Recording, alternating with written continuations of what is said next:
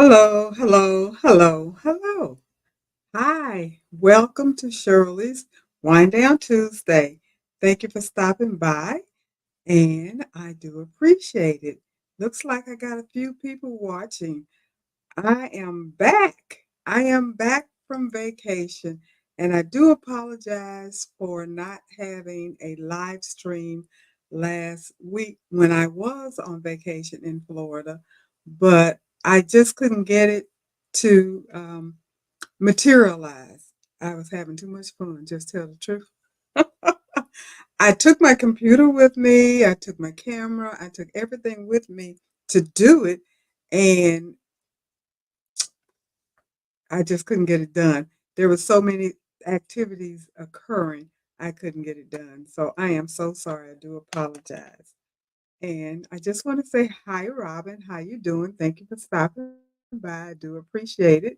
Oh, you had a tough time today. Now it's time to relax. Yes, relax, chill, and just, you know, I'm glad to see that you are online. So relax, take care of yourself, and thank you for so much for stopping by. I do appreciate it. As always, you are definitely a trooper. Hi, Becky. How are you? Thank you for stopping by. I do appreciate it. This is relaxing time, relaxing for me as well. Even though I did have a topic uh, suggested to me, which is the topic for tonight, that kind of I'm not going to say stress me out, but it did make me do a lot of work because, as most of you know, I am not a quilter. So to have a topic about quilting is definitely out of my wheelhouse. However, it was important that I do it because I will be quilting starting tomorrow when we do our sew along. And I've always said that I wanted to, well, I haven't always said it, but I finally decided that I wanted to learn how to quilt. So this is a perfect opportunity to do so. So the subject was suggested, recommended, and I agreed. So that's what our subject is going to be tonight: how to quilt using an embroidery machine. So that does go back into my wheelhouse because I love embroidery. So everything is going to work out fine. Hi Val, how you doing? Thank you for stopping by. I do appreciate it. Um, as usual, going to wait a little while, see how many people we get in. Wait, it's 3 after 8, so about 8, 9, 10 minutes after the hour, I would get started with um, tonight's topic. Is that a thumbs up? I can't really tell from here. I need my new glasses. I haven't gotten them yet. They're on order, but I definitely need my new glasses so I can see better. Sometimes when things are small, I can't see it. Hi, Jenny. How you doing? Thank you for stopping by. I do appreciate it. Um, Let me thank all of the people that are out there in Facebook land and YouTube land that's watching. I do appreciate you for stopping by and looking to see what we're talking about. And also, I want to thank everybody that will be watching the replay because I know people do that, and that is very much appreciated too. I also would like everybody to think about, um, as I've said, usually I forget about this until the end of my um, live stream, but I'm trying to be more proactive because I need this channel to grow. So if you like anything that I'm saying, please give me a thumbs up. That is extremely important. Thumbs up, thumbs up. Also comment, whether the comment is positive or negative, that helps me to grow because if it's something that I'm doing that you like, that's great. If it's something that I'm doing that you don't like, well, then let me know about it so I can correct it.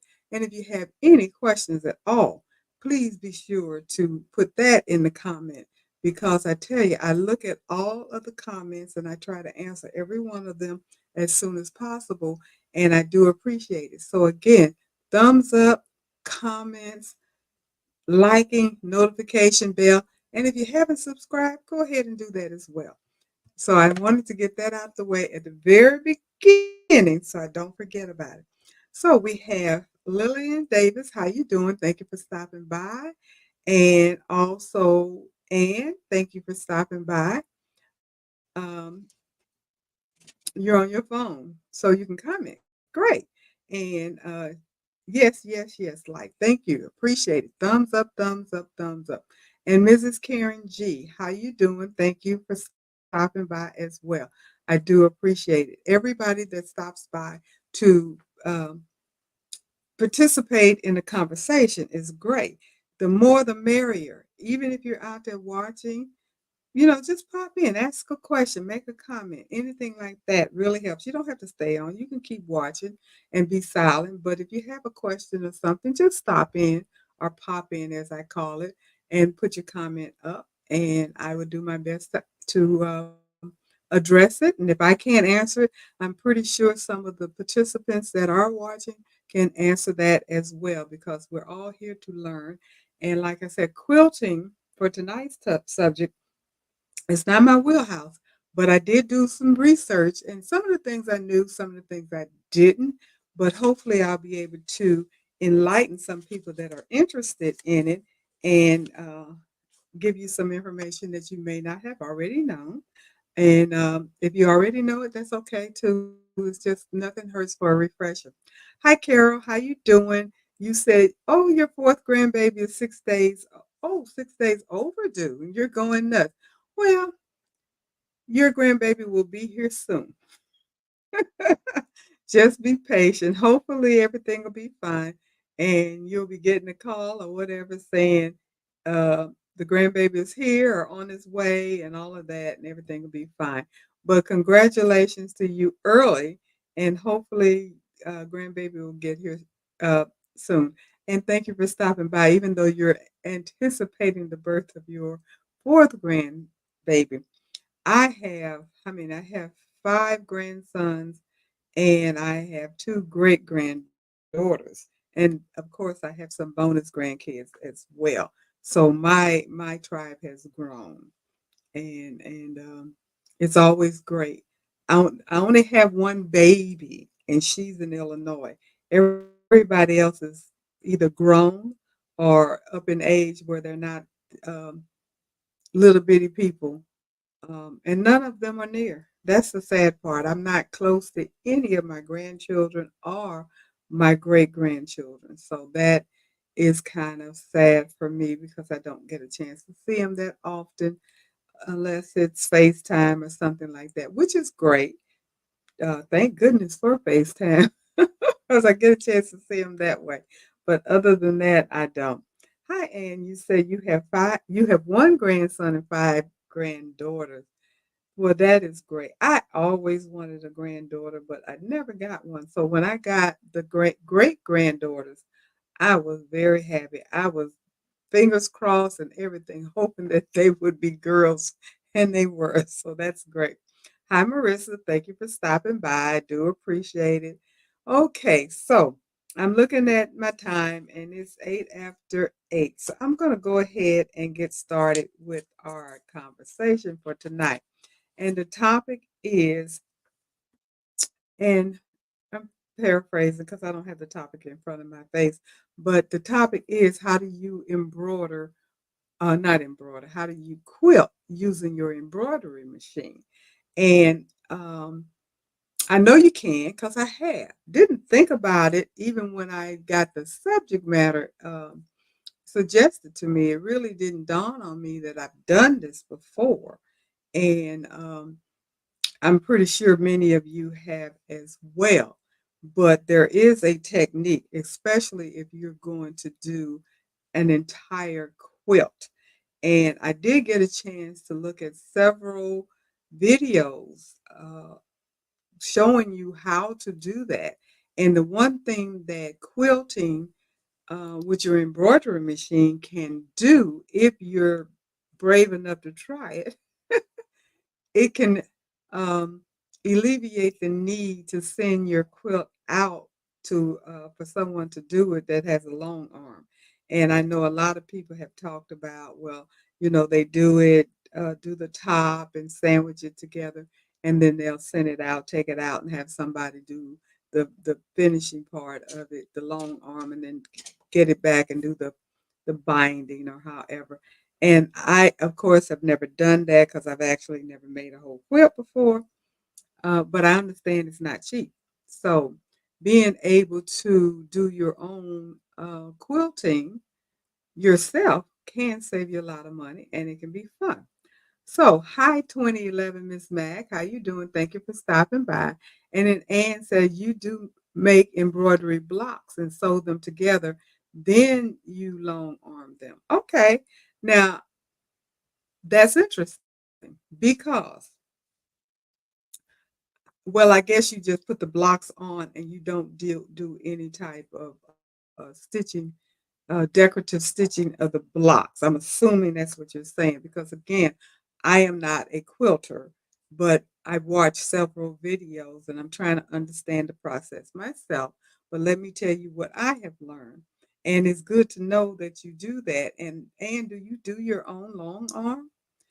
If you don't mind answering that question, appreciate it. And hi, Maggie81. Thank you for stopping by. I do appreciate it. So, what I did, I of course did the AI, and AI really didn't give me a whole lot of information that was useful other than stating that you create your quilt sandwich, which we all know, and that's putting your top and backing and your batting in the middle, and of course, making a sandwich. One thing to be very cautious of and remember is to iron both the top and the bottom before you get ready to do the embroidering part of it so you can make sure you have all the wrinkles out of it. That's very important to do that. And of course, it says choose your embroidery file. Now, there are so many beautiful block files or even edge to edge files that I've seen. I even own several of them myself. And if any of you have machines such as what I have in the back or a single needle machine, one of the more I would say the upper end embroidery machine because I know my SE 1900 doesn't have any. I don't think, but I know the Solaris and the Luminaires and the Dream machines and some more other machines that cost kind of pricey. They have quilting designs. I know my machine, the PR 1055X, the one that's behind me, has a lot of quilt block designs that are absolutely gorgeous, and they have stippling that you can do.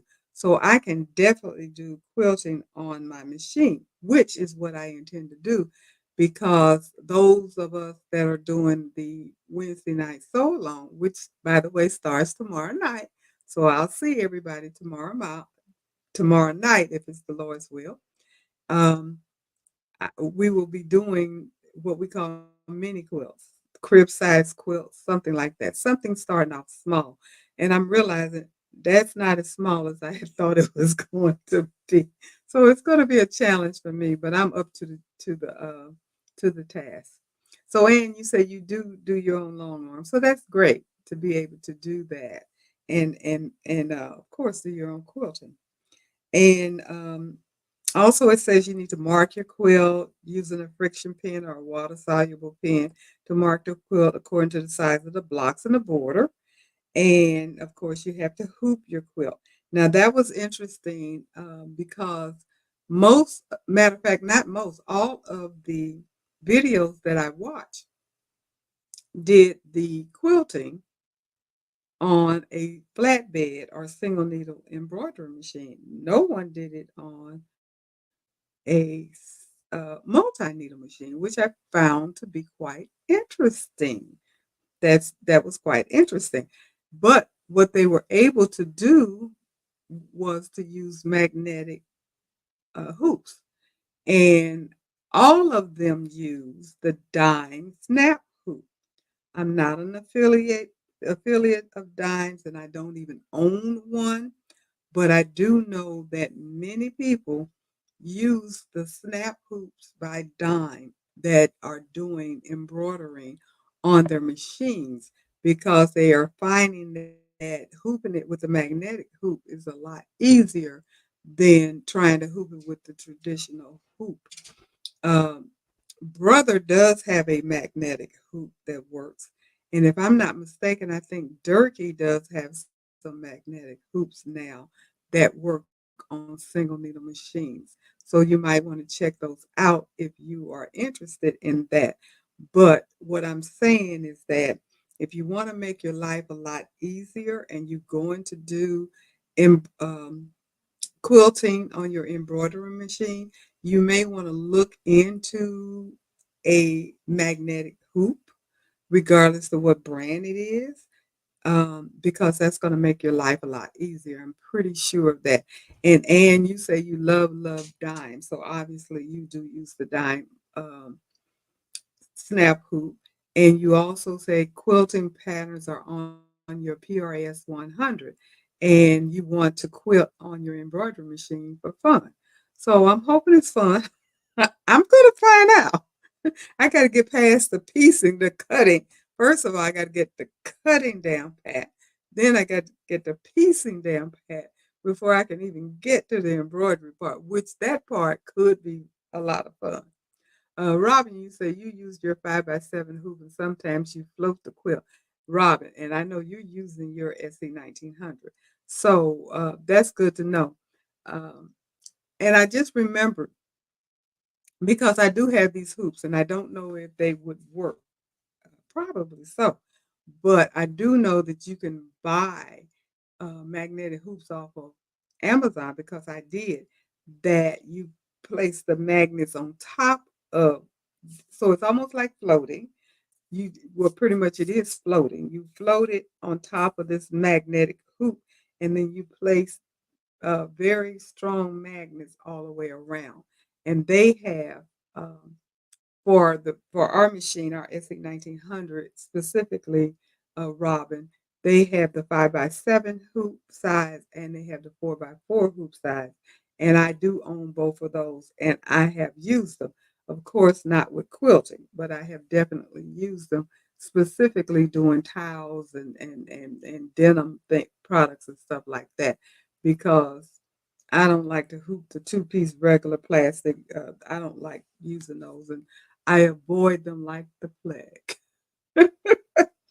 And then, of course, it says that you need to when you hoop your when you hoop your quilt with the magnetic snap hoops, make sure the fabric is tight and aligned with the grid, and align the template and the hoop with a crosshair and attach the hoop to the machine. Now, as I said, I watched several design, several videos, and they used the snap hoop by Dime. They did use the grid and they did their measuring. And it depends upon what you're doing. If you're doing a design that is inside of a block where it's just this uh, blank area that you want to put a pretty design in, and you go block by block by block, and you do your measurement and everything and put the grid on there and make sure everything is aligned straight because you want it to look really pretty.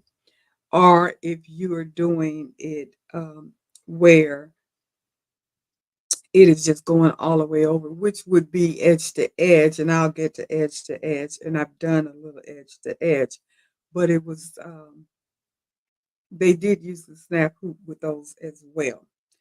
And of course, they said load your design and adjust the position, which we were talking about, and lower your foot. You have to be careful if you're using um, thick batting. If your pressure foot on your single needle machine does not raise up and down, if you can't adjust it, then it is highly recommended that you make sure that you get a thinner batting because you want to make sure you're going to be able to put it under your pressure foot so it will work. And of course, they say start stitching. And so that was pretty much what the AI said. So, like I said, for me, that wasn't very helpful or useful because it's very generic and plain and doesn't go too far in depth, especially based upon what I learned when I was watching the videos. So I'm kind of going to jump around a little bit because I have this and I printed this 61 page document because it's pretty much a tutorial um, that I got, and I can't really see if y'all can see it or not. It's from Sewing Machine Fun. They have a lot of stuff on there that is useful. If you guys haven't been on that site, you're missing out. Go to Sewing Machine Fun, and they have so much stuff.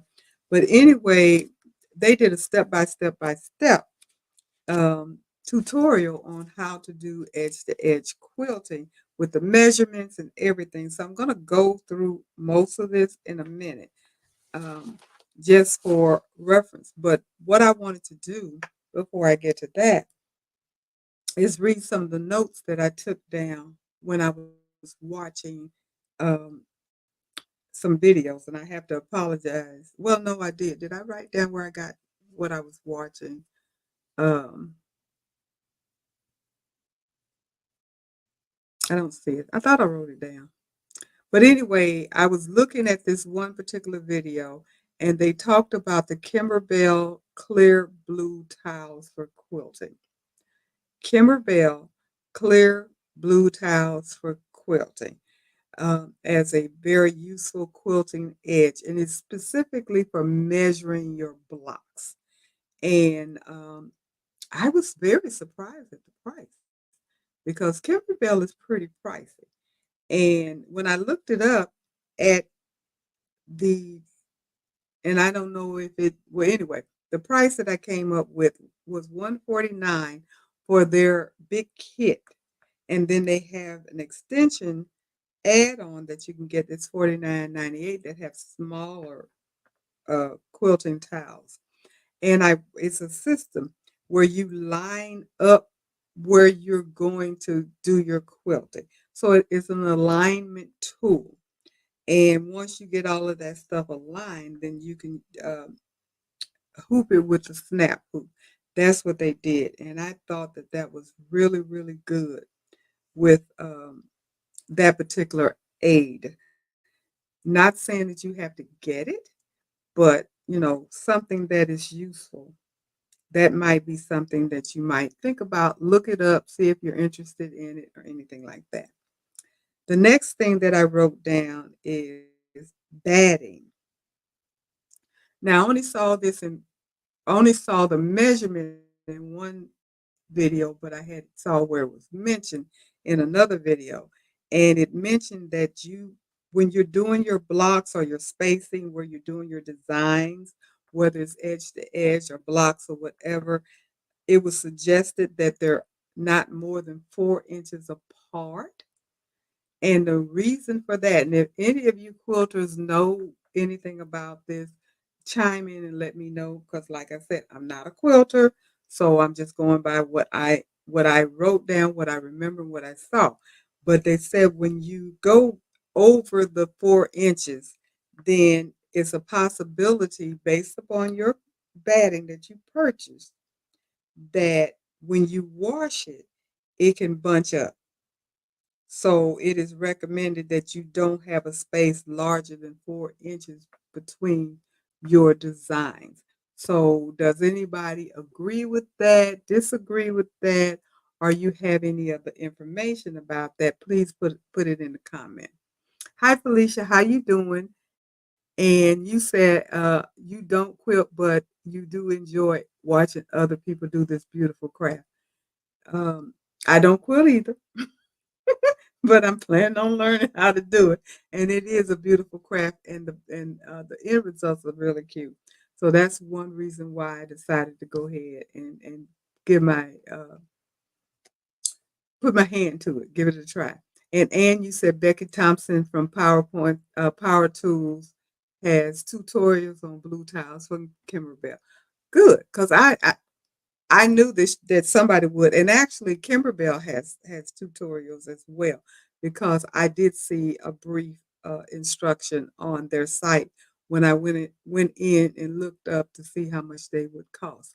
So if anybody's interested in the Kimberbell clear blue tiles alignment tools for quilting on an embroidery machine, check out Kimberbell Clear Blue Tiles. Have no affiliation with them. I'm just giving you information. And Robin, you said if you buy the batting, if you buy the batting in the package, it usually says how far apart you can space your quilting, and you think 4 inches is the maximum. Okay, that's great to know.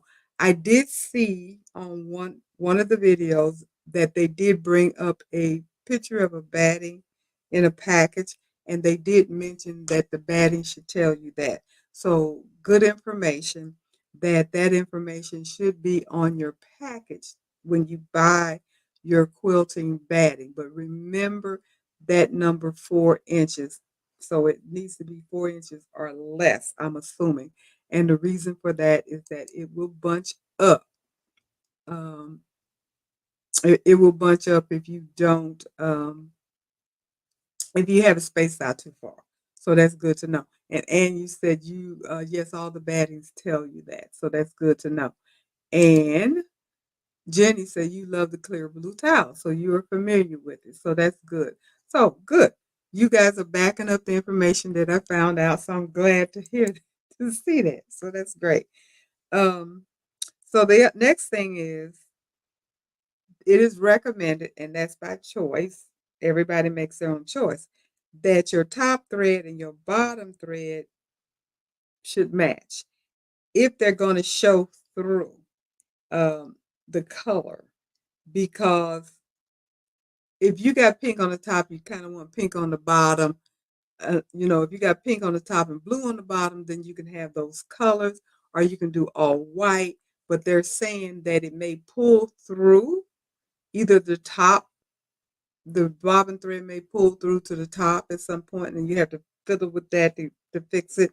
Or again, the top pull through to the bottom, you have to fiddle with that to fix it if you want it to look pretty. But if you have the colors the same, then you don't have to worry about that. That is less time that you have to be worrying around with getting your thread act right. Now, I was not aware of that at all. That was absolutely news to me because I didn't know that it made a difference what color your thread was, as long as it was matching whatever it is that you were doing. I didn't think about them being the same color top or bottom or anything like that, but it does make sense because you want it to look pretty. Now, for me, plain old white might work. Then I don't have to worry about I don't have to worry about whether or not it's gonna match up. My top is white, my bottom is white, and we good to go. If it's a dark quilt, then we gonna do black. That very well may be what I do. I don't know, but it's just good to know that they do recommend that your top and your bottom thread match.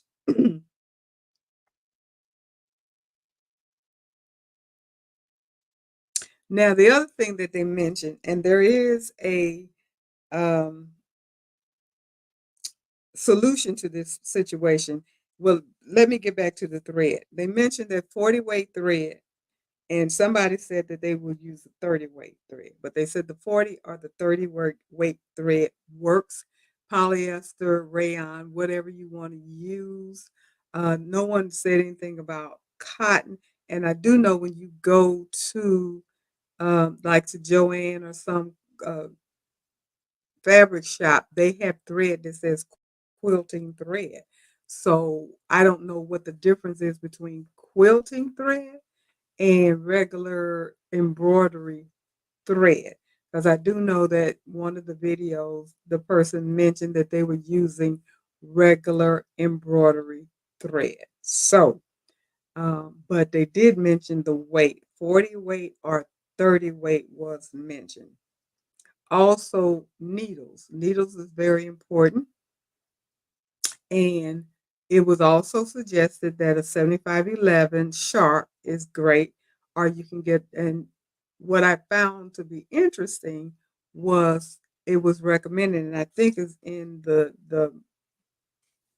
this big book that I printed out, that it should be your needle should be changed every 4 to 5 hours of quilting unless you have titanium. If you have titanium, it says that it could last up to, I think this says 16 to 20 hours of stitching. So it's very important to keep that in mind as far as your needle is concerned. So Robin, you said you use 40, 40, and 50 weight thread to quilt. Okay. Okay.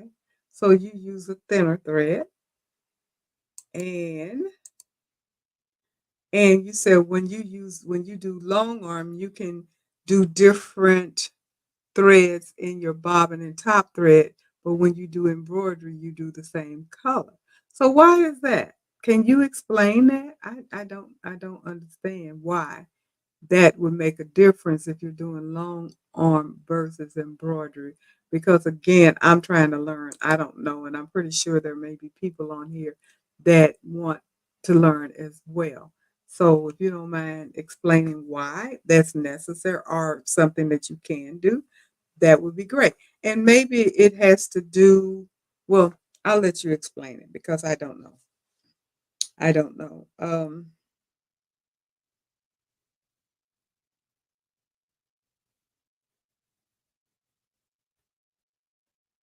I don't know what this upside down and or on the back. I don't know what that means.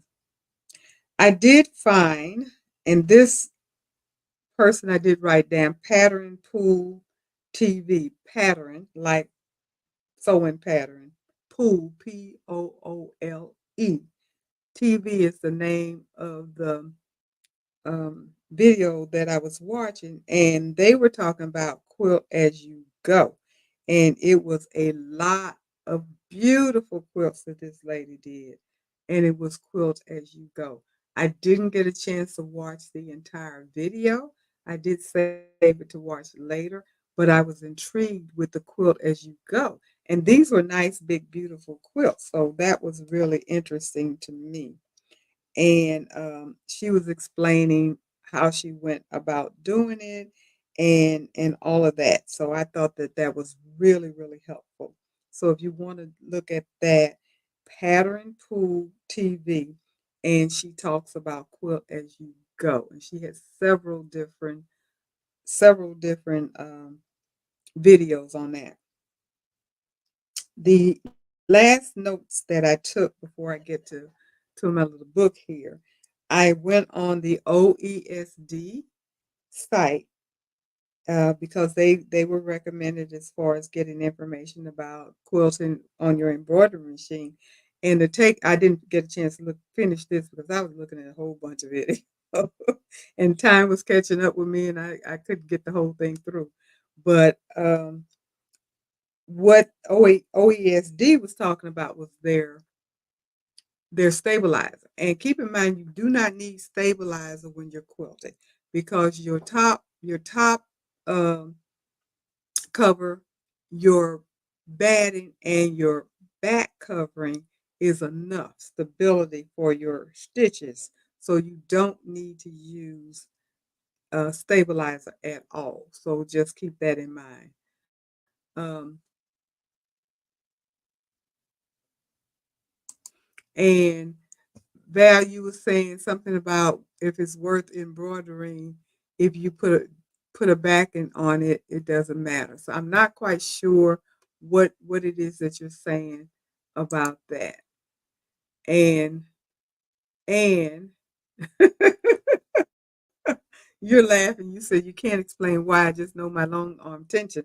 I'm sorry. I meant to make a lot of free lace with some of the same thread. Okay, so it doesn't really matter. I was just curious as to why it was a difference, but um, it probably doesn't matter. I don't know.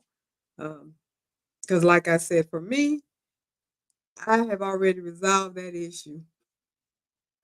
I have already resolved that issue because I'm using all white or all black until I get better at it. If I get better at it and I start to do something that is really intricate and fancy and I want to show it off and all that stuff, then I'll be a little bit more exact and then try to match up threads and all that kind of stuff. But for me, starting off, black and white gonna be all this girl gonna use right here. So That's what I have to say. But OESD mentioned some stabilizers, even though keep in mind you don't need stabilizer to do your um, quilting. However, the reason why she mentioned this is because if you don't want to have to buy extra fabric to make your fabric longer, because you have to have more fabric than what you are going to actually be stitching on. We all know that because you got to get it hooped and everything, and you got this big old block of fabric and batting and all that kind of stuff, because I learned that the hard way. They have a stabilizer that is called Ultra Clean and Tear Fusible Stabilizer. And they just stick it to the backing. And I don't know how much it costs. So I don't know if it saves money. That's the other thing. But they fuse it to the backing to lengthen it so you're not using fabric, if that makes sense. So does it save money or not? I don't know because I didn't look at the prices, and I don't have how much of it you need to use and all of that kind of stuff, but that's what they have. And it says it's a tearaway and it replaces the extra fabric. So that's what they have. Ultra clean and tear fusible stabilizer. They also have one that's called Ultra Clean and Tear Away Plus, and it's water soluble. So um, that's what they have. And then, of course, they have template sheets. They call stable stitch template sheets, and it's just like the print and stitch sheets that Dime has. It does the exact same thing. Um, where you can print out the design and use it as an alignment or a placement guide, because the design is on it. It's on this removable paper that you can print out in your inkjet or laser printer, and then you can just place it where you want to place it, and it helps you align everything up, place it where you want it, see what how it's going to look size wise and all of that kind of stuff. So they have some of that as well. And then they also mentioned their tearaway tape that they have, because it was mentioned that you need to tape your edges when you're doing your stitching on your machine so your needle doesn't get hooked between the fabric and the batting and all of that. So that was the suggestion. So those are my notes that I took down that I saw that impressed me, and I wanted to be sure to bring that out. So now to my little book. And this is Sewing Machine Fun. That's the website that I went to. And it talks about edge to edge quilting on your embroidery machine. And this was written by Allie Marie, and it was in October of 2023. So it's pretty current. And hi, the best uni. How you doing? And thank you for reminding everybody to hit the button. I already did, but it doesn't hurt to remind. So I do appreciate that. Hit the like button. Now, she basically is saying, follow along in this tutorial, and then you can learn everything you need to know. So let's get started. Edge to edge embroidery is defined as the characteristic of edge to edge embroidery design is that it starts at one side of the hoop and ends at the other side of the hoop. And I didn't realize that I had already done this before. Um, I have a video where I did a table runner, and it wasn't edge to edge, but it was connecting my design. So you can use on this machine behind me the same technique for edge to edge. And that's exactly what I'm going to do, because that's the concept where you start in one spot and you do that, and then you it connects, and then you do the next, and then you do the next, and you do the next. Now, if you have the right hoop, if you're using some type of magnetic hoop, you may not have to do anything but pull your quilt down and put the top part back on it, like I did with that video. So if you're interested in that, just look it up and you can see it. But that is one way of doing it. And she says all the stitching is continuous with no backtracking unless you're choosing triple stitches. And the designs connect seamlessly with each other. And when you do that, it is absolutely beautiful. Now, like I said, I didn't realize that I had done that until I started thinking about what I did. And I did that mention. And I also did a pillow, a Kimmerbell pillow that I used the edge to edge design that they recommended for the pillow. And I did that. Now, I did not use the same technique because I didn't know how to do that. But I did do the best I can with connecting them. Now I know how to do it a lot better where it is going to definitely be precise. So that is what you are aiming for. Now, she also wanted to make sure that everybody remember that there's interchangeable uh, titles for that. Some people call it continuous quilting, end-to-end quilting, edge-to-edge quilting, quilting in the hoop, and all over quilting. And she says all of those um, different terms are largely interchangeable terms. So when you hear somebody mention those different terms, they are most likely talking about edge to edge embroidery. So it is something that people really do a lot of, and you may have already done it and not even thought about the fact that you have done it. Um, And she goes on and talks about digitizing this an edge to edge design. I'm not even going to get there because I'm not digitizing. I don't know if any of you digitize. And if you do, then you probably already know this information.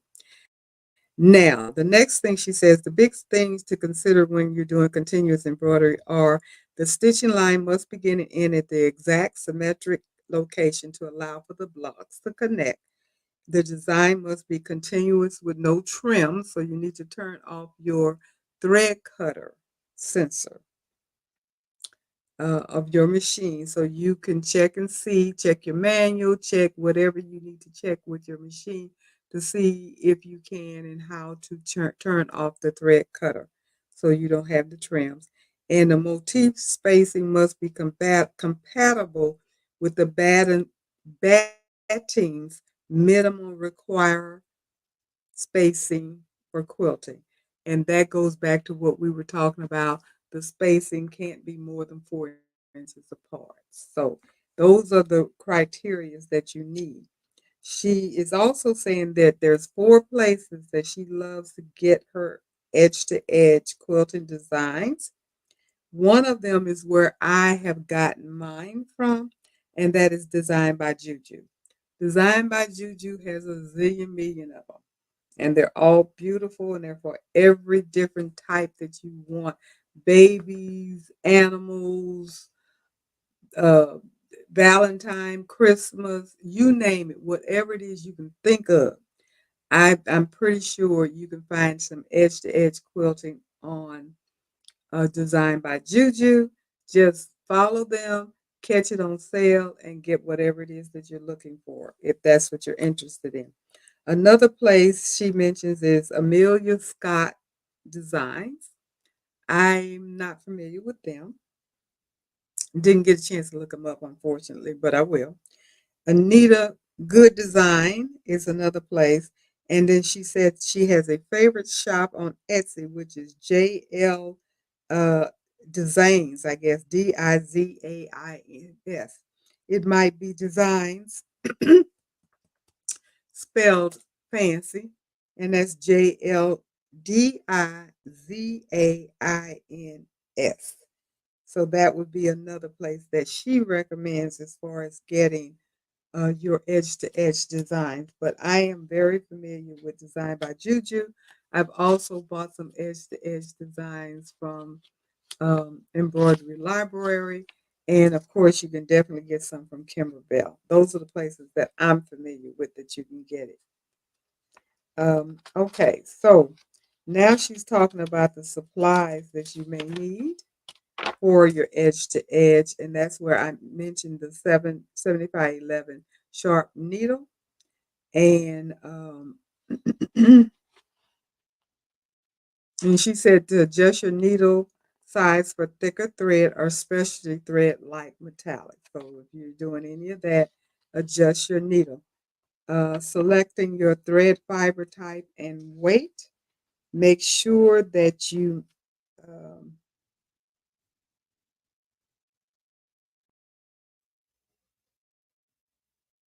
now she again says she likes to match her thread identically or closest as possible, or use a neutral color for her top and bottom bobbin. And she says, as long as it's not going to look odd on the backing fabric. So just keep that in mind. Make up your own mind how you want to do that. Um, 40 weight thread. And again, I said she said 30 weight for her. And I believe Robin said that she uses 50 weight as well. Also, a good tip, she says, make sure you start with a full bobbin, and also make sure that before you start your next um, section, make sure that you don't have to, that if you need to change your bobbin, change it then. Basically, don't let your bobbin run out in the middle of a section that you're doing. She said the main reason for that, and that's specifically for a flat machine, is that if you're using a magnetic hoop, the top of that magnetic hoop could accidentally slip, slide, get out of place, or whatever, and you got a big hot mess if that happens. So she wants to make sure that you don't have to change your bobbin in the middle. Now, if you're going to do it on a 10 needle machine, since the bobbin is underneath, that shouldn't be a huge problem because you can always get to the bobbin. With all this material and stuff, it's going to maybe be a challenge, but it's going to be a challenge anyway because at some point you're going to have to switch out, change your bobbin because you're going to run out of bobbin because you're going to use a lot of bobbin when you're doing edge to edge, and especially with a quilt. Um, we talked about batting. Make sure that the foot of your embroidery machine can raise up if you're using a high loft batting. She mentioned this Great Glory 3 extra loft polyester batting. Now it says super soft, super loft, 1 inch thick batting. That's a lot of batting. That's a lot of batting. That's a lot of batting. I'm surprised, but I've never quilted before. I've never made a quilt, so maybe that makes sense. Those of you that quilt, how thick is your batting that you normally use? Because this is a surprise to me. I am going to check this out or something similar to it to see um, what it's all about. But I was a little bit surprised about that size. Um, she also said if you don't have a magnetic hoop, check that your quilt sandwich will fit in between your two hoop frames. If not, use a thinner batting. Now, I tell you right now, if you're using that 1 inch batting, it's not going to go in there and tighten up unless you're Hercules or somebody and you can press down, because I can't do it. I can't get a towel in mine. So getting something that thick would definitely be odd to me. Now, Robin, you say you use a thin batting, warm and natural or warm and white. Okay. Now that makes sense to me. that thick batting, an inch, that just doesn't make sense to me, but I'm not a quilter. So if there's anybody else with any other information, any other suggestions, put the comment in there. But I'm in agreement with Robin where she says that she uses the thin batting and she used the warm natural color or the warm white color for her batting. And that makes sense to me, absolutely. And that would be exactly what I would be doing. And then she said, lastly, as mentioned earlier, check the fine print on the batting back for the minimum quilting distance required. Make sure it jives with your embroidery design motif spacing. So keep that in mind.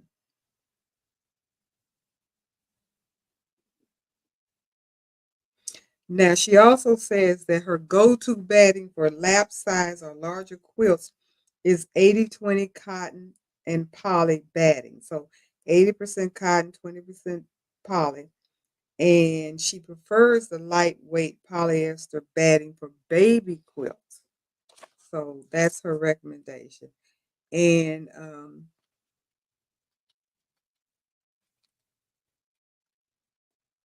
she has a picture of this polyfield project fleece that she buys. It's small. It's for the crib size, and it should be on here somewhere, which I cannot see from the picture, but it should be on here somewhere that tells you what the spacing is on here. So can't find that, but on this picture. But we all know that that should be the case.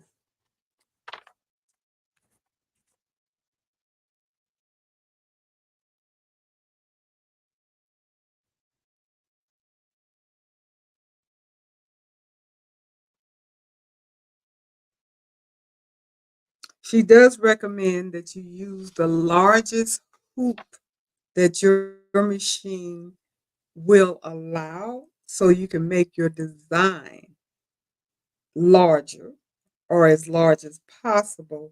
Therefore, your hooping will be less. Um, you'll get fewer hoopings because you can cover more area. That makes sense.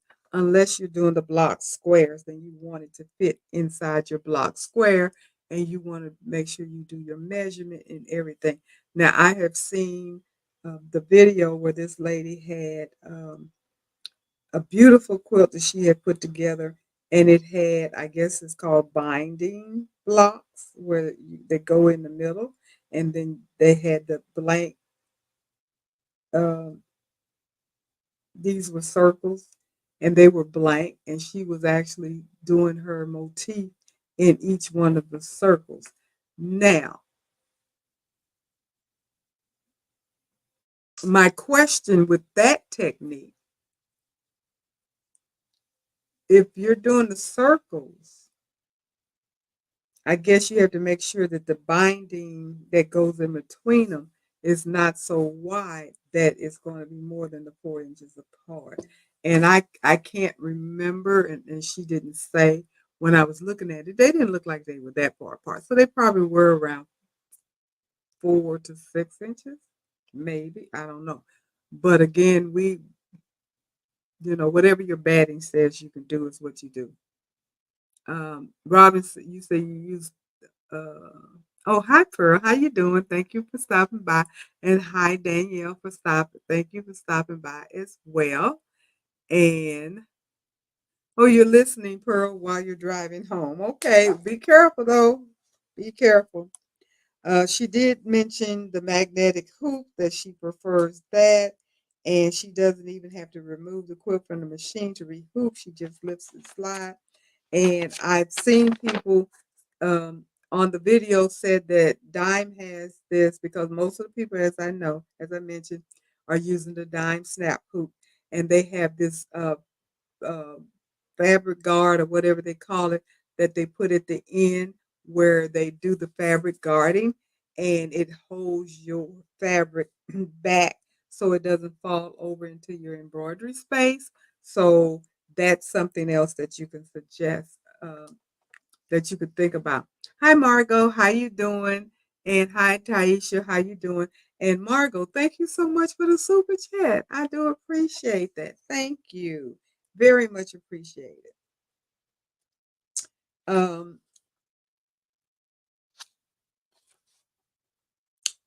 she mentions the brother hoop that I mentioned earlier because she does use the dime snap monsters, which are pretty big. But she said that the brother hoop is easier to use, and the brother hoop is like the um, the embroidery sash frame that I did the table runner with, and she has a picture of it. And I don't know if you can. Yeah, there you go. That's the brother hoop, and I don't know if this is the sash. It's not the sash because she's using it on a single needle machine, but they also have the same hoop for multi needle machine, which I do have. And you take the magnets off, slide it down, and move forward. So that's really good. She said her only drawback for that is that it's only a 7 by 14. And if you have a machine like a Luminaires, a Solaris, or something like that, that can take a larger frame, a larger hoop, then you're not really utilizing the whole space. And she said she'd rather use her dime hoop because it's 10 and 5/8 by 16, which happens to be what a luminaire hoop size is. And that's a big hoop right there. But you have to keep in mind, and we haven't gotten to that, I don't think, you do not want your design to be as large as your hoop. You need to have probably at least an inch all the way around because you want to have room to finagle and move and adjust and all of that. Because if it's as large as it can possibly be in that hoop, then if for some reason it's out of line, then you got to take it off and rehoop it.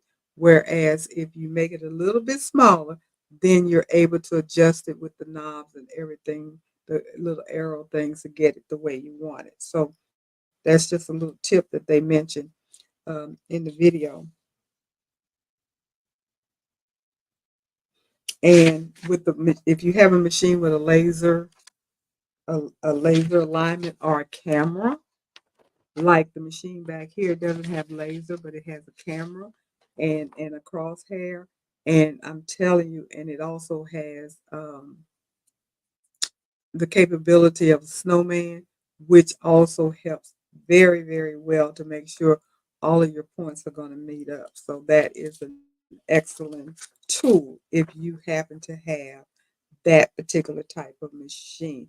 So those of you that do have the bigger machines or the multi-needle machine, then doing your quilting in with your embroidery machine should be a dream.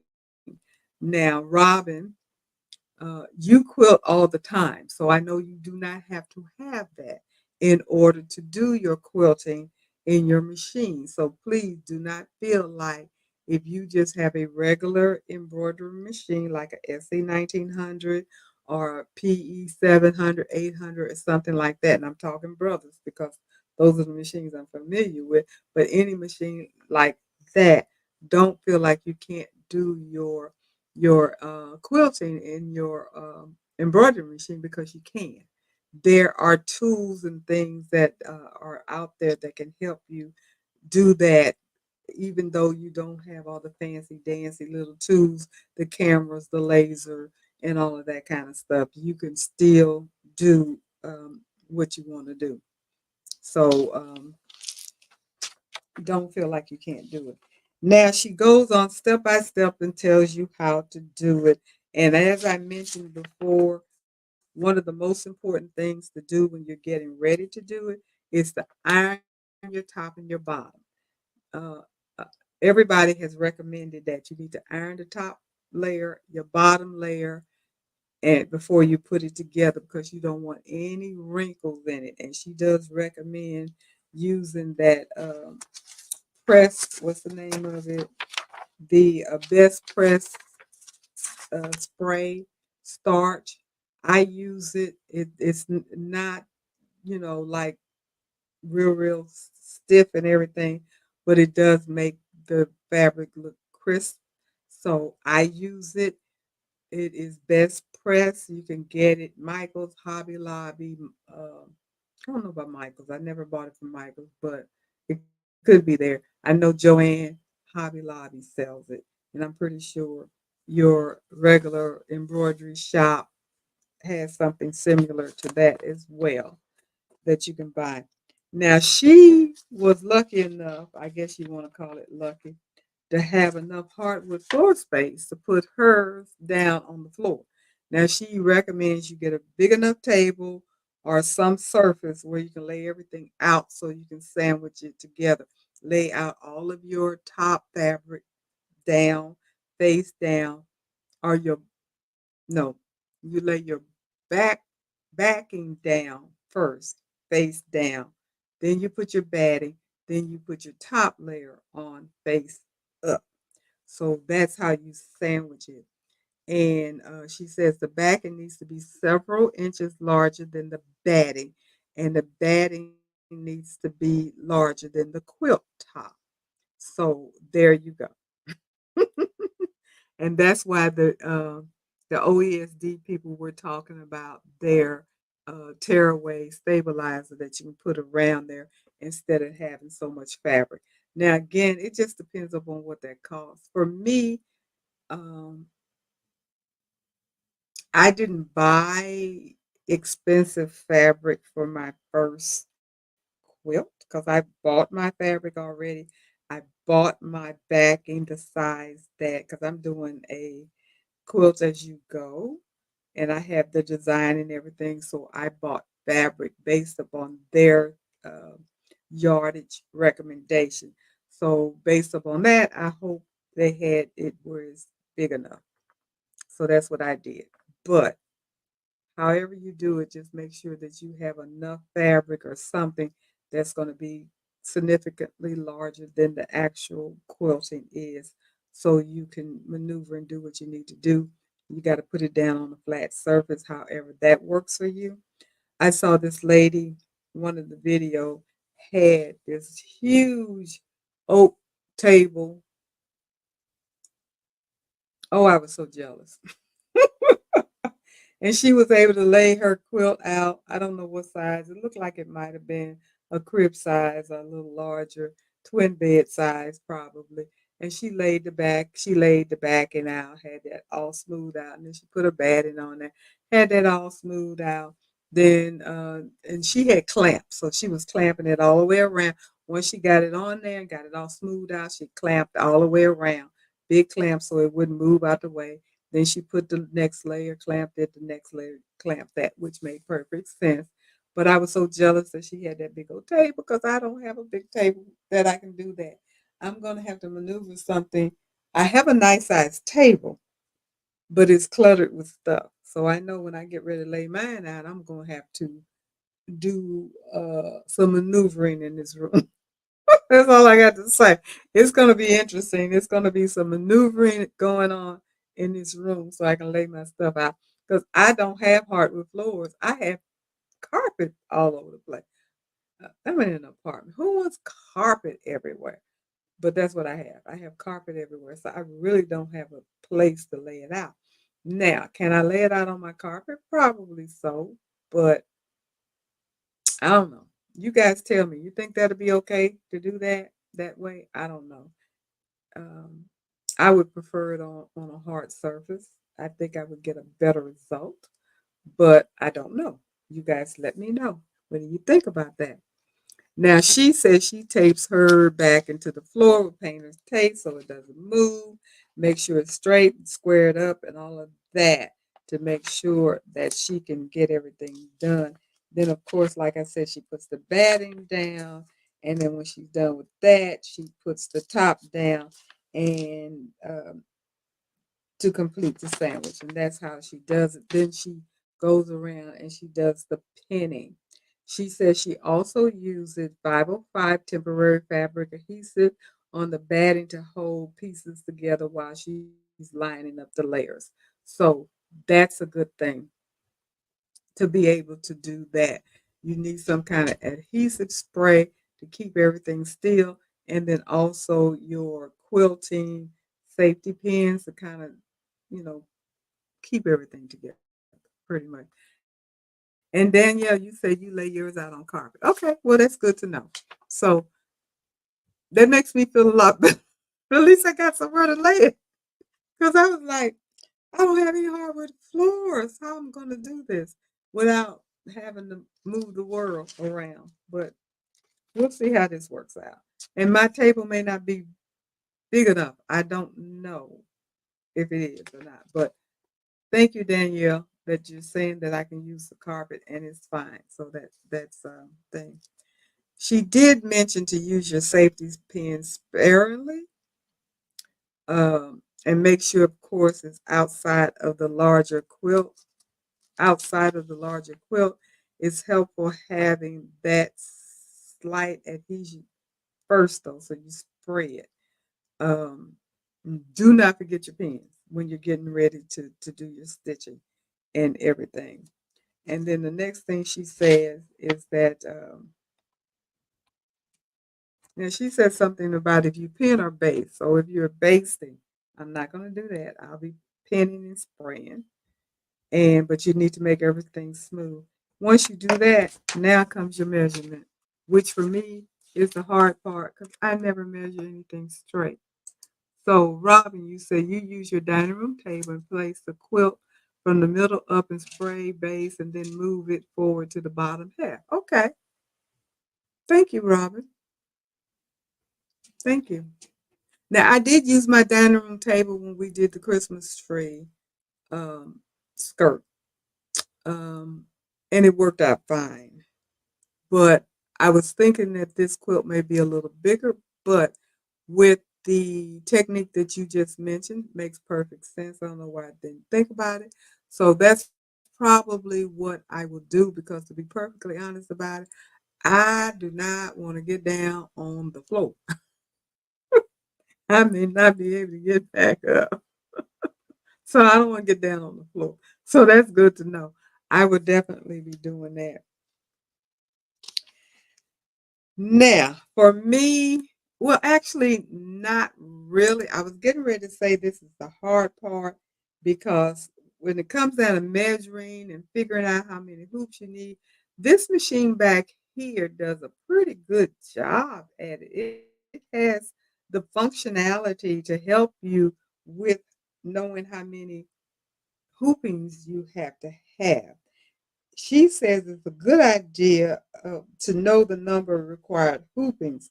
You need to measure the height and width of your top, the quilt top. And once you do that,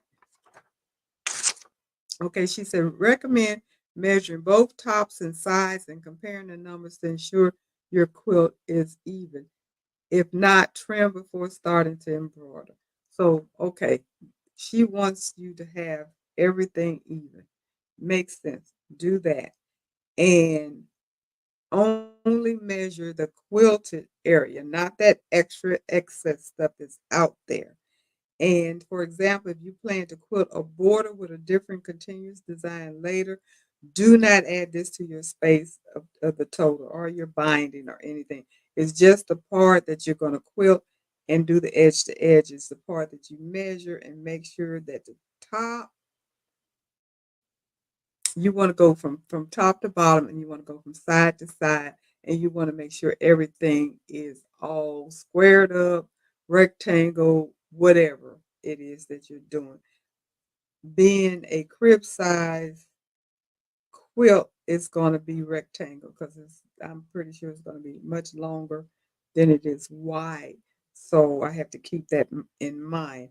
And that lends itself towards the next statement when she says this choose your design orientation and make the edits that you need. Now, my orientation, I'm thinking, and I haven't chosen my edge to edge design yet, but I'm thinking that I'm going to be doing vertical versus horizontal because I want to go from the top to the bottom then the next row, top to bottom. Now, I do know some people start in the middle and stitch out, and she does mention that, and she says that that is harder for her to do, and I think that would be harder for me to do as well. I'm not sure. I'm not sure. I haven't, of course, done it.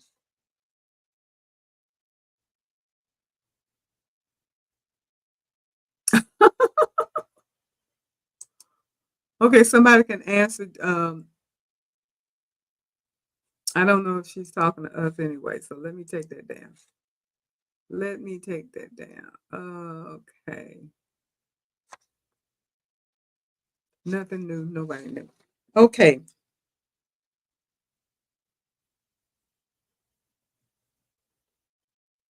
Choose your design and orientations and make your edits. If you purchase or create a continuous machine embroidery design and it's too small or there's too much space in between the motif, you can edit multiple designs together for a different effect. And she said you can place two side by side to create a larger motif. So you can do this in a software on screen or on most machines. If I was to do that, I would definitely do that in Brilliance, and it should work out pretty well. And she said, don't forget that you can flip or rotate continuous editing quilt designs to create a different look.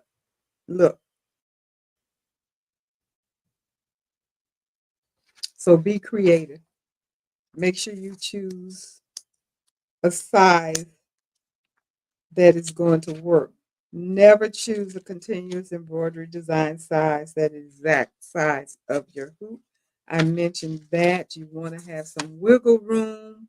You want to make sure that everything is perfect so you can get it lined up. She gives an example. If you use a 10 by 10 and 5/8 by 16, then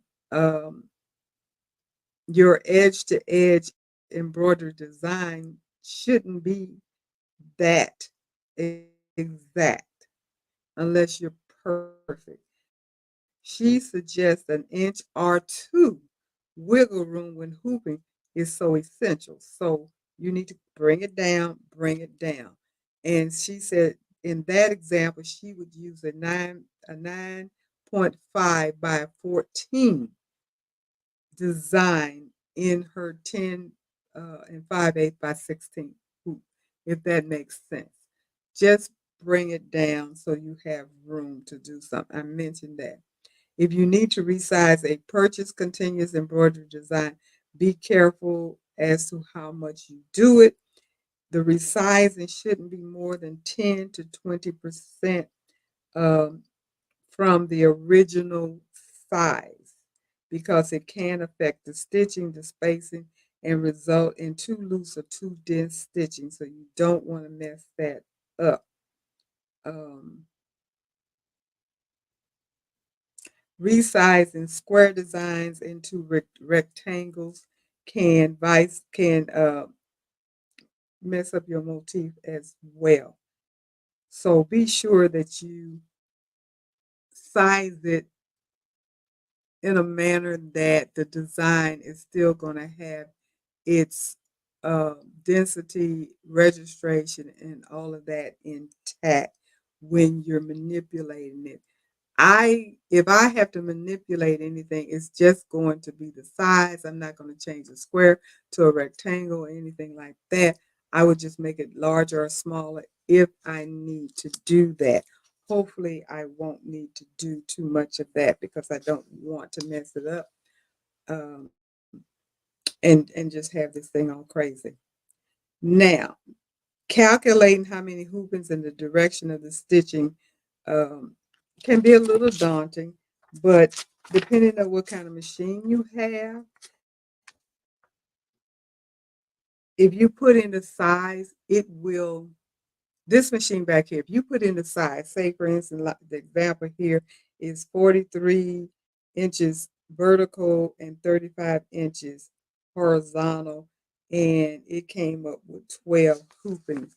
And this is the picture of what her machine did. Now my machine will do the exact same thing. Hopefully you can see see that pretty decently. Um, so that gives you an opportunity to know exactly how many hoopings you're going to have. And she says she likes for her quilting to go left to right and rolls from top to bottom, meaning she starts at the top left corner. And this is what she said brother recommends. And she mentioned quilt broidery software, which I don't know what that is. I didn't know brother had one. But anyway, they recommend that you go from this is my left here. So left to right, top to bottom. And that's how I plan to do mine. Even before I read this, this is what I had planned to do with mine. Um, so anybody know anything about quilt broidery with brother? That's interesting. Didn't know that that was a thing.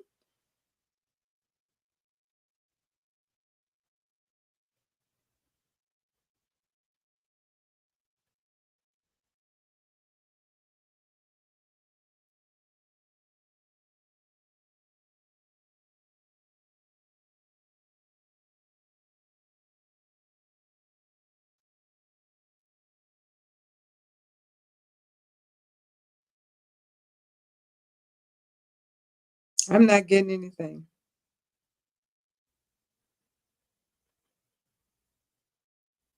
I'm not getting anything.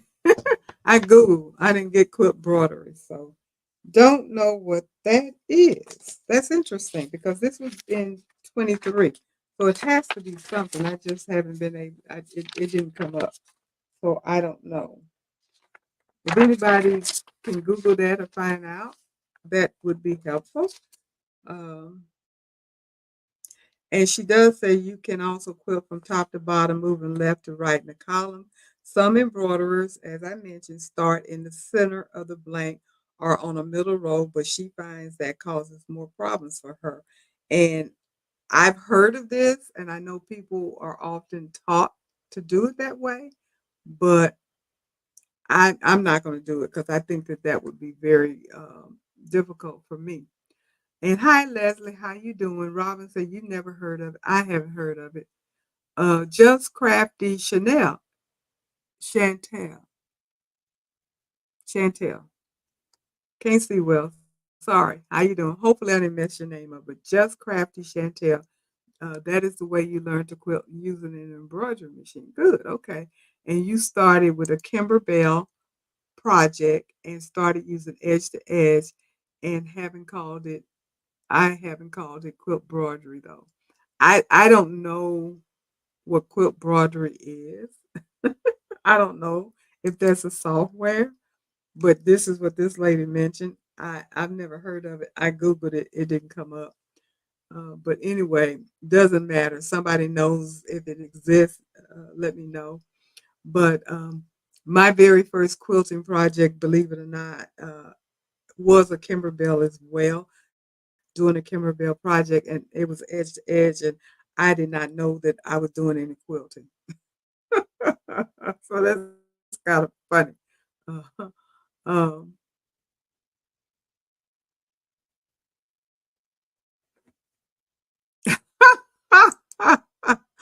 Carol, you said the idea of working so hard on a quilt with all the exact cutting and then trying to actually quilt it by machine or hand sounds terrifying. It sounds like a lot of work, I tell you that. And apparently it pays off because people do it all the time, every day, and they love it. So I'm trying to figure out what it is about quilting that people love. That's why I'm going to give it a try because people love to quilt. Robin, our expert quilter on here, loves it. And she does it all the time. And she's good at it. And she does it on a flatbed, um, just a regular embroidery machine, like a PE 800, 700, and all those kinds of machines. She uses that kind of machine and she embroiders and does everything and is absolutely gorgeous and she's fast with it so it can be done and the people that do it love it. So it's something about it. I don't know what it is. I haven't gotten the bug. Maybe I will, but it's something about it that is a hobby that people love. And Robin, you said Brother USA has a class or something on their website. So maybe that's what it is, called Quilt Broidery on Brothers. Now I know they have iBroidery where you can buy um, designs, but I hadn't heard of quilt broidery. So maybe that's where it is. I don't know. Um, okay, Taisha, you said all brand talks about quilt broidery. Okay. It's just using a luminaire for quilting with embroidery machine. But this lady mentioned software, Taisha. So that's what's throwing me. She mentioned quilt broidery software. So I don't know if it is a software or not because I never heard of it. And Just Crafty Chantel, it's a good time. Some takes a year to make, some can be done in a weekend. Why would you want to spend a whole year? Well, if it's going to be absolutely gorgeous, I can see it. It would be worth it. And I'm sure if it takes a year, it's not like you're working on it all the time, day in and day out. So I can see that. I don't know if I would have the patience for that or not. I think I might. If I can't finish it in a reasonable time, I might lose interest unless it is really turning out to be really cute. And if it is, then I'm going to still get anxious because I'm going to want to get done with it. So a weekend, it has to be very small for me. I couldn't see myself doing it in a weekend unless it's a panel that's already put together and you just got to sandwich it, zip it up, and move on. Kind of like I did when I did that pillow. So, yeah, there are some blocks of the month quilts when you receive one block every month. Okay.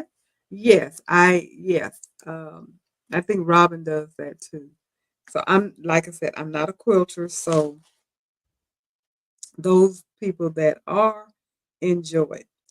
Now, back to Allie, I believe her name, and she says you also have two options when deciding how to quilt your project. Number one, use the design in the size that came in from the digitizer and get creative when you get to the edges and can only stitch a partial design. And she has tips for that later. Or you can resize your design to ensure you get complete hooping for the entire quilt and no partial designs on the edges. This involves math and isn't always possible. I won't be doing that because I don't want to do anything that's going to require me to have to do too much math. Because if I do, I'm going to mess it up. And I know it. Um, As I mentioned before, to calculate how many hoops you need, you're going to have to use the vertical and your horizontal dimensions of your quilt and the vertical and horizontal dimensions of your design. So that is going to be something that, depending upon what kind of machine you have, can be calculated with your machine. I know it can be with this one back here, so I'm very happy that I am not going to have to struggle with that part. And she says that her machine calculates hooping for her when using built-in designs, which is awesome. But I have to calculate things myself when using other designs. Okay, that's interesting to know. I did not know that. And I don't know what machine she has, but I was under the impression if you put the design in, that you could still use that particular feature to calculate it. So I'm going to have to challenge that and see how that goes. Because I know my machine has beautiful designs in it. If I have to use theirs, I will, because I'm not trying to make extra work for myself. But I did not know that. So I'm going to challenge it and see. And I'll let you guys know later. But this is what she says. Now, she does say consider making templates, marking. Templates are an alignment tool. And your alignment tool, if I'm not mistaken, would be something like that Kimberbell Clear Blue House. Um, Her example is if you use a washable fabric pen, you can use that for your vertical and horizontal lines. If your machine has a camera or projector or other quilting technologies built in, you can use that. Or, however, if quilting with a more entry level machine like a Brother P SE 1900, which is what my flat bed machine is, here are three valuable ways to make embroidery machine quilting easier and more accurate. Now, I don't know if Robin, you do this, but she says you can print out a template, and that's for your placement. If you don't have a template, you can print on one of them using an embroidery software. One caveat is that if the design is larger than 8.5 by 11, you must print it in pieces and tape them together. And of course, you can use printer paper. She uses printable freezer paper as it is slightly transparent and can be fused temporarily with an iron. That's a good tip. Printable freezer paper, which is slightly transparent and can be fused temporarily with an iron. And they also have those sticker papers that you can get, which she does mention. If you don't have a printer, one other option is to hoop a layer of cutaway or no-show mesh stabilizer and stitch the design in a contrasting thread color and use that as a template. That's another tip. Then mark the center of the design on the stabilizer and the design borders to help with alignment. Trim to the size and use this as a template. So you got all of those options. And she does mention the sticker paper that you can use. And that's if you don't have cameras and lasers and all of that kind of stuff. Design and Machine or Dime sells the template sticker paper, and so does OESD. I mentioned that. And you can use that to help with placement. It's slightly transparent, and each sticker sheet will last an entire quilt worth of assignment. And if you've never seen it before, I do have it. I use it occasionally, but this is what it looks like. This is the package of the printing stick from Dime. She goes on to mention um, Kimberbell clear blue towels as well. And Robin, you said you print a template from Embroidery. Yes. And Just Crafty Chantel says she stitches out a template on a tearaway. Okay. On the tearaway stabilizer. The clear blue tiles are light blue, transparent plastic rectangles and squares of different sizes with cutouts for marking quilt sections. Each tile template makes it easy to mark vertical and horizontal crosshairs and the block center dot with a washable fabric pen. Then you can use Kimberbell all over quilting designs or block by block designs while lining the designs up perfectly. However, she says the drawback of this method includes the high price and having to add the expansion set if you want larger hoop sizes. Also, you must mark your quilt so if you don't plan to wash after quilting, steer clear. Now, there was a video that used the Kimberbell clear blue tiles. She did not use the pen, the marking pen that came with the set, because it does have a marking pen that comes with the set. She used her friction pen that removed with heat, I believe she says. So don't let that be a deterrent if you use that particular um, tool. You don't have to use the pen that comes with it, of course. If you don't plan on washing your quilt or anything like that, you can still use it. And I did mention earlier in my presentation, I looked up the total cost of the Kimberbell clear blue tiles, and the regular set is $149 plus tax and shipping, of course, unless you can go to somewhere and buy it straight out. And the expansion pack, which has, as she mentioned, the larger um, tiles, and I don't know what the regular tile size are, but the larger tiles comes in the expansion pack, and that is $49.98. So you're looking at roughly $200 plus your tax and shipping in order to get these Kimberbell clear blue tiles for your quilting alignment um, tool. So that's a decision. If you're a big quilter and you think they'll be useful for you and you want to make that investment, that's fine, because you're investing in some type of magnetic hoop, I would assume, and then you invest in the towels. You're talking up some money. You're talking up some money. So, like I said, I am not an affiliate with either one of them, so I am not recommending anything. I am just giving information. So don't say I told you to go get it. Don't say I spent all that money because of you. No. Make up your mind how you're going to do it, what's going to work for you. And my recommendation would be to do it as inexpensively as possible. But I do think that magnetic hoops of whatever kind you choose would make it easier.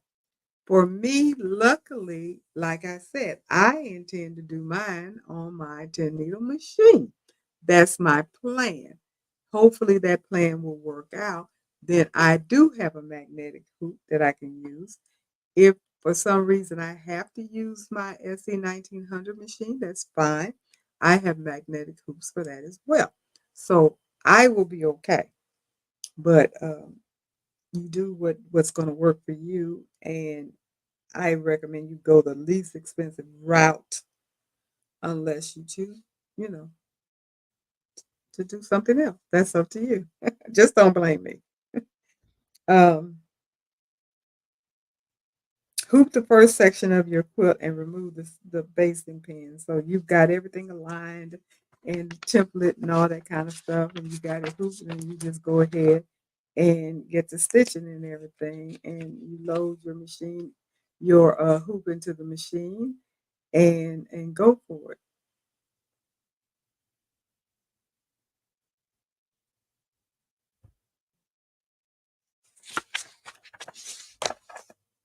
She does mention the dime jumbo hoop guard. That's what I was trying to tell you. That holds the fabric back. Um,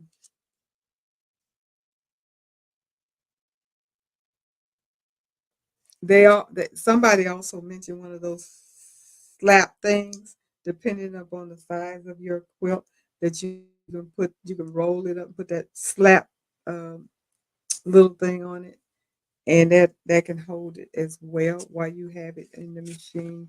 So whatever's going to work for you. The other thing is, she mentioned if you have a larger quilt, you need to worry about drag, which is bad news because of it can get things off kilter as far as your quilting is concerned. So she does mention that there's ways to keep the weight off your machine, but the one that she uses is for the small quilt, and it's called the Dimes Weightless Quilter Tabletop version. Is what she uses for her quilting. The Dimes Weightless Quilter Tabletop version. And it's something, and you may not be able to figure out what's going on with this picture, but the things that are up in the air and clamped, that's the quilt, and it is holding the quilt up to get the weight off of the machine so it can quilt better. Now that makes perfect sense to me. The only issue that I would have if I was using that would be room. I don't have room for that. But it definitely makes sense to do that. She says that Dime also has a freestanding weightless quilter that is more robust for bigger quilts. So they have the tabletop one, and then they have one, I guess, that just stands on the floor, and you hook your quilt up to that. Now, I don't know if there's anybody that has one that is using it. I think I do have a friend that says she bought one, but she hasn't used it yet. So I really don't know how that's going to work for her.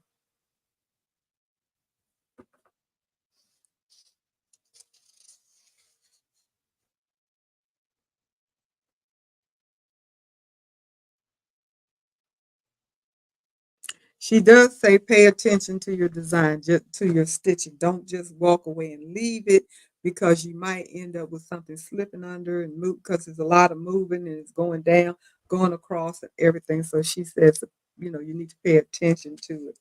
Also, you need to avoid thread knots. So that's when you stop your trimming.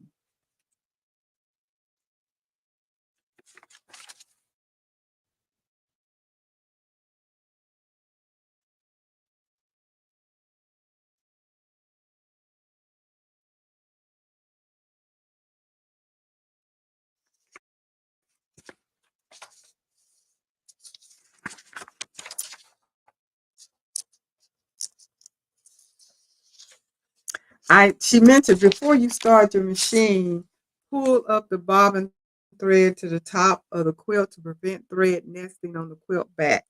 I saw someone do that. So I would have to look at that again to see exactly how that's done.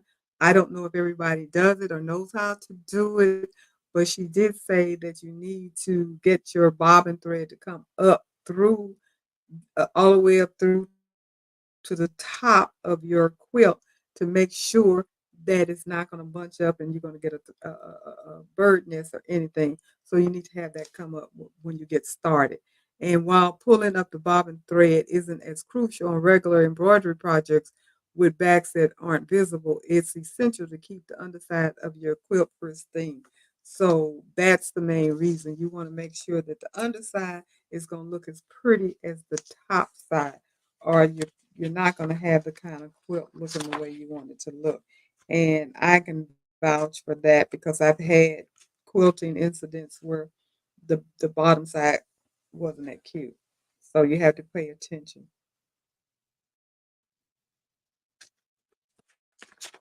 And she goes on to tell you how to do that. I'm not going to go through that um, process, but there is a way to get that up.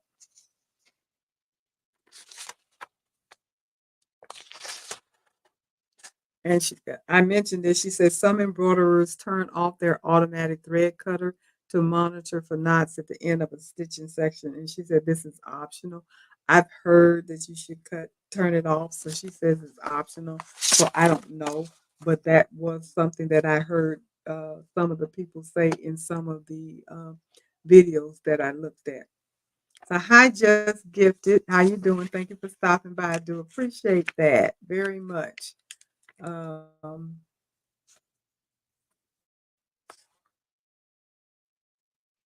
I think I caught up with everything.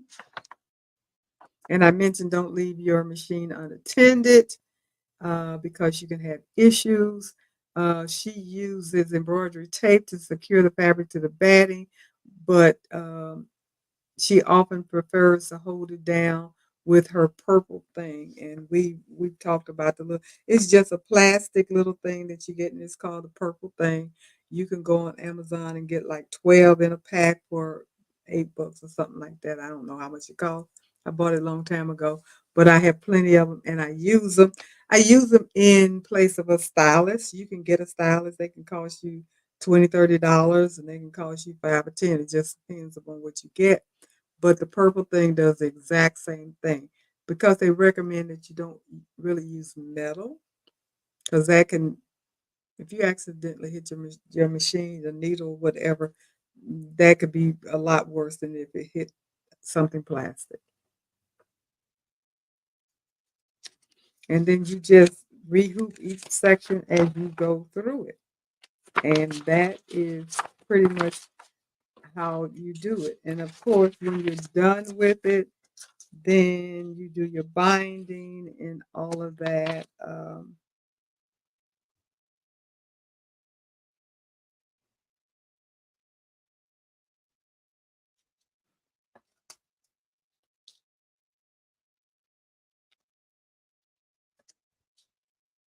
Now she was saying, ending the quilt. If you were able to resize your design and only need to quilt the full design on all section, continue section to section until you finish the quilt. If not, you'll need to embroider a complete design on only a tiny part of the quilt.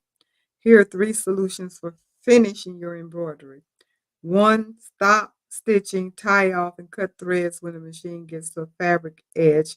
Use the machine interface to skip ahead to the next time the needle catches the fabric and start again. Repeat as needed.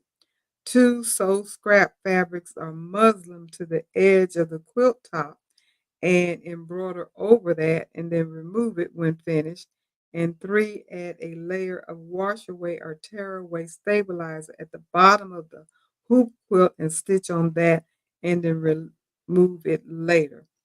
Finally, square up the quilt by trimming excess fabric. Add your binding with a sewing machine. Create a machine embroidered quilt label and share your finished product with loved ones. And that's all there is to quilting in the hoop on a embroidery machine. That's a lot for you to say that's all it is. That's a lot. I tell you, I have my hands full. That's all I have to say. It's a lot. It is a lot. Somebody mentioned that, Carol, I believe that was you that said it mentioned it. Now, I just wanted to show you this was something that I was messing around with because I had bought these designs.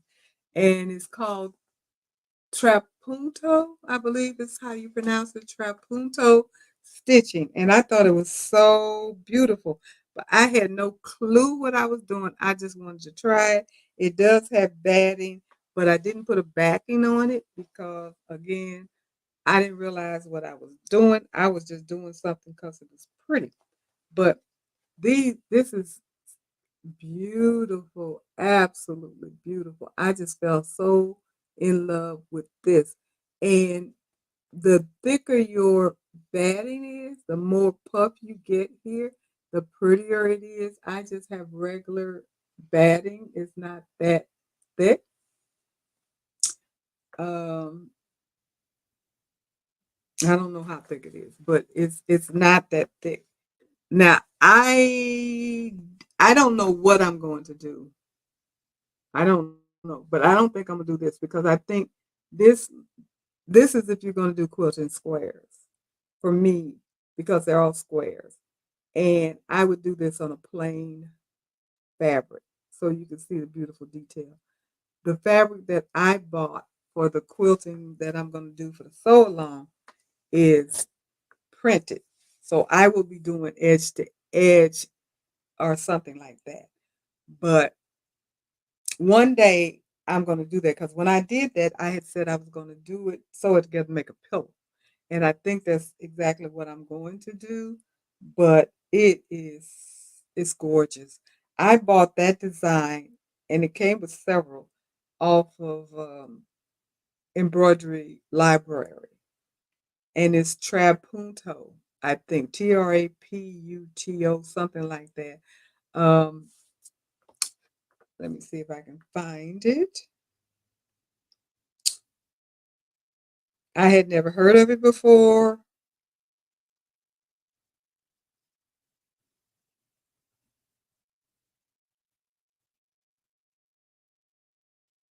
That's Trapunto.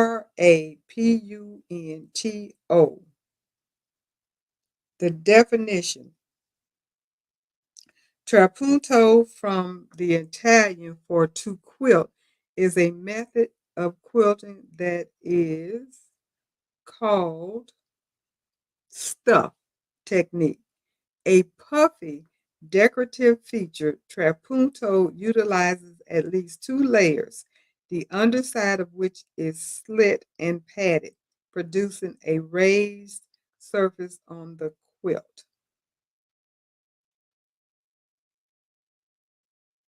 So it says trapunto is a quilting technique that involves thicker batting in a quilted design to raise, uh, and it went away, to raise something.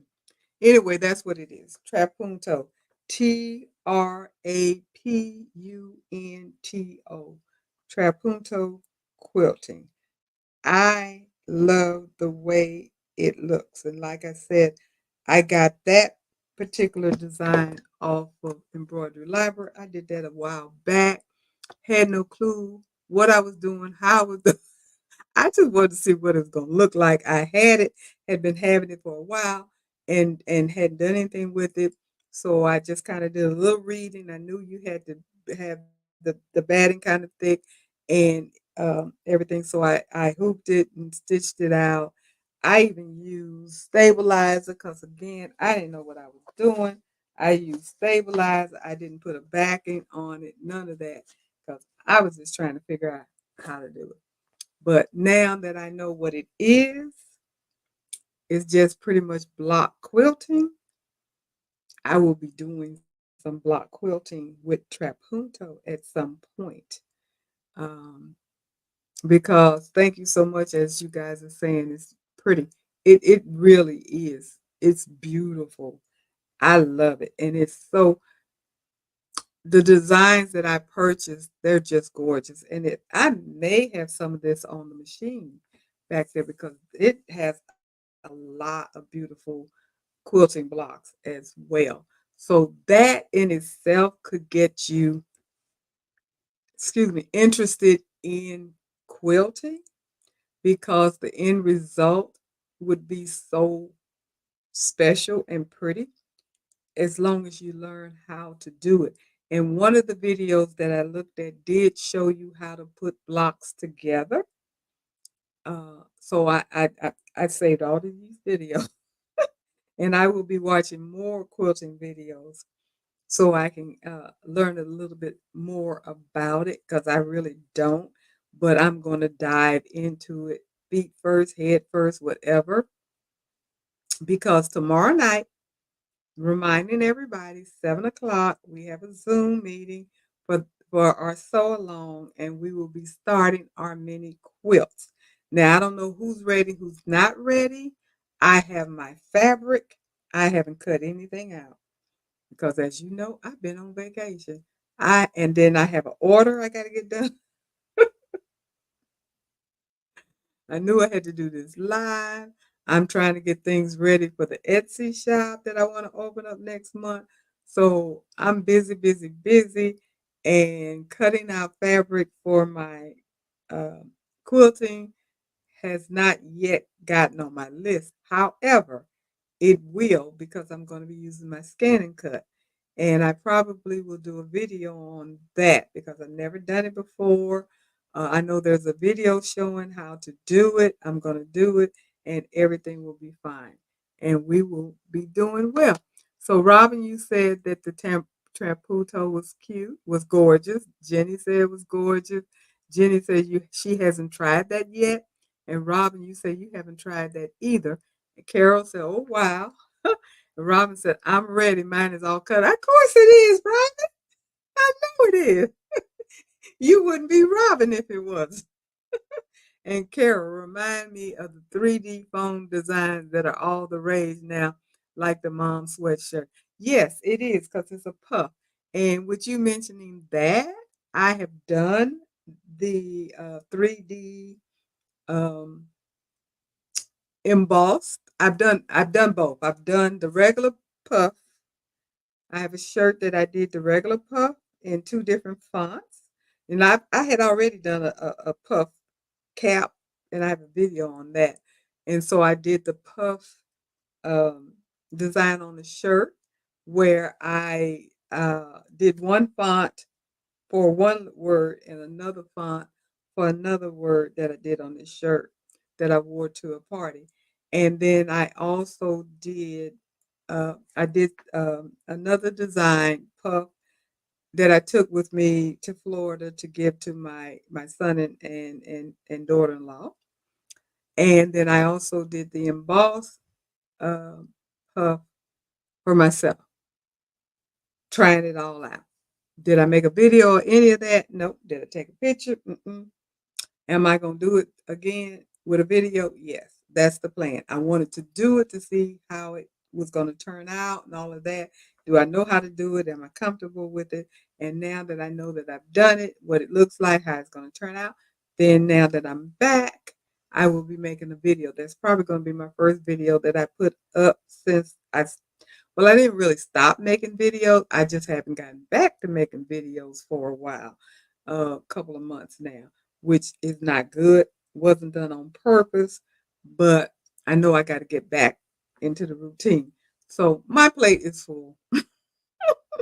My plate is full, but that's a blessing. It keeps me busy, gives me something to do, and I love that. So uh, we're getting close to the end. I do want to remind everybody, give me a thumbs up, please. A thumbs up, like this video. Comments are very important for those of you that are watching out there in YouTube land and Facebook land. Thumbs up, comments, questions, whatever. If you know something better, different than what I presented about edge to edge and embroidering on a quilting on an embroidery machine, add those comments because that helps everybody to learn. Because what I do, if I learn something new, then I put it out in the universe because I want everybody that watches me to be able to grow as I grow. Because I said first right off, I'm not a quilter. I've never made a quilt in my life. I'm getting ready to start. So this is going to be a whole new adventure for me. I'm up for the challenge. I already know it's going to be a challenge because there's a lot to it, as Carol said. She tickled me. Carol, don't you want to come join us along with us and do this quilting? Sure you do. You should do that, Carol. We would love to have you. And we all get terrified together. But anyway, that's what we're going to do and get started on there on tomorrow night. Like I said, I have my fabric. I've not cut anything out. I don't know if anybody else besides Robin has. Hopefully they have. If not, that's okay. We'll get it all done. We always do. It'll get done, and we'll have fun doing it, and we'll share horror stories. We'll share tips, ideas, the whole nine yard, and we'll get it all done. And the end result is going to be beautiful. I can tell you that it's going to be beautiful because we always do turn out beautiful things. And on top of that, I just remembered um, Jeanette from what is Baroque Sewing and Craft. Her site, she has the Christmas in July. And guess who signed up for that too? So I got a gift that I got to make by July something. I don't remember the date that she gave us yet because she hasn't told us. I don't know who I'm making anything for, but I know I have to make a gift and it has to be mailed by July something, I think, or June something. I got to look at the email again. But so I got that on my plate too. Am I crazy? Probably. But I'll get it all done. I am determined. It keeps me busy and I love it. Robin, you said you didn't sign up this time because you have too much going on. I thought about that. I really did because initially I had said I wasn't going to do the Christmas in July because I was going to have too much going on. and I was hoping that she was gonna do Christmas giveaway during Christmas time. But when she sent it out, I was on vacation. I saw it and I kind of got caught up with it. And I said, oh, yeah, okay, I'll go ahead and do it. And I signed up and said, yes, I'll do it. So I will. I'll get something together. I already have something in mind that I want to do. And hopefully it won't take that much to get it done. I just need to go ahead and get it done. And I will. So, you know, busy, busy, busy, busy, just like you said, Rob. It's a lot to do. And I know you're quilting all the time, so you're probably busy too. Um, but that's just a story of my life and what goes on in my life. So I'm trying to get come back and get my listings and my prop not props, but you have to have all of these different items already to photograph and put up and your listing before you can actually open up your shop. So that's the thing that I have to do and get that ready for my Etsy shop. And so I will be working on that as well because I want to get that up by by the end of June. That's my goal. And Carol, you said good things. I work on Wednesday night. Oh, good excuse not to quilt. Yeah, okay. If I can change it to another night, I'll do it just so you can quit. But that's okay. That's okay. Um, you need to give it a try. If I can break down and do it, you can break down and do it. Because I was determined that I wasn't gonna do any quilting. And I don't know how we managed to come up with deciding to do that as a group, and I was okay with it because I do want to learn, and that's what I'm going to do. I'm going to go ahead and start getting my stuff cut out, and I'm going to have a beautiful quilt, and I'm going to be very proud of it. I'm just hoping I can get all my seams and stuff straight and matched up, and my quilt is all wonky. But forcing me to do this topic was a good idea, and I'm glad. Well, I said forcing me. I shouldn't have said that. It was recommended and suggested, and nobody else came up with anything else. So it's like, okay, this is what I will do. Even though deep inside I was dreading it, and mainly because I don't know anything about quilting. And I was saying, oh my goodness, how do you talk about something that you don't know anything about? That means you got to do your research. That's what I did. And I'm glad I did because I know a whole lot more now than I did before starting tomorrow night. And I'm glad because I know stuff that I'm going to have to do and how to do it and where to look to find it before actually starting on my project. And I'm very happy that I had the opportunity to do that. So that was a good recommendation. So it worked out really well. And now I'm glad that I did it, even though I was hesitant. I'm glad that I did because I did learn a lot. And I would not have looked all this stuff up if I didn't have to do this presentation. So I'm open for more suggestions because whatever you suggest, I will try my best to find out information and present it. So if anybody has anything else on their mind that they want to say, okay, Shirley, talk about this, talk about that, whatever, whatever, please, please do. I do have something else in mind, but I always need suggestions. Suggestions are really helpful because it's hard coming up with something that you think people are going to be interested in learning and are hearing about or discussing. It's difficult because you don't know what people are interested in. So hopefully this was something that you got something out of. Hopefully there was information that you didn't know. And thank you all for the information that you did share because it helped me and it helps everybody else. So I do appreciate that.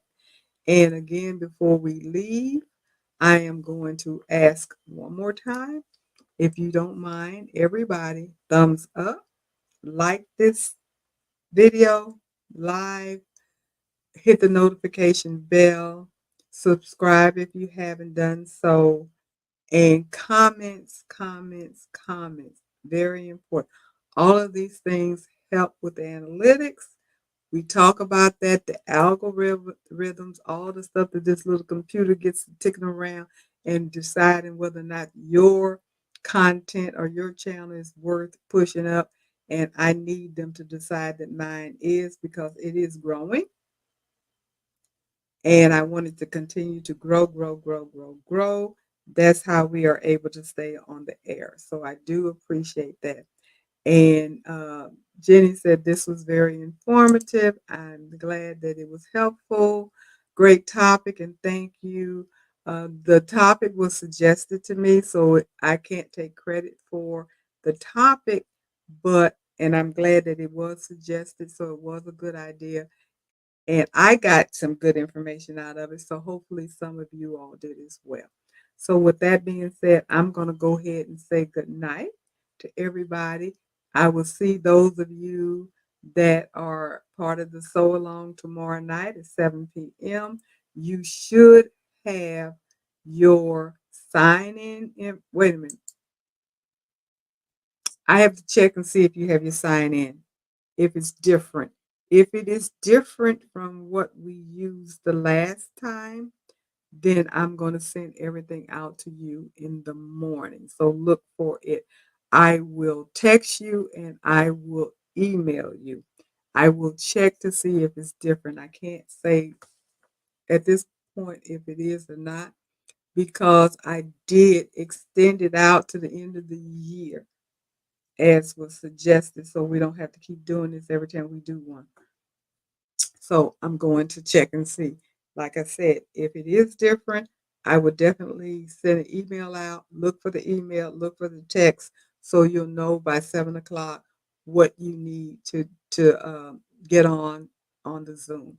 So thank you so much, everybody. Thank you, Robin. Thank you, Becky. Thank you, Jenny. I do appreciate that. And again, thank you, Margot, if you're still on here for the super chat. That was very, very nice of you. I do appreciate it. And with that being said, I'm going to say good night to everybody, and you guys take care. Bye bye.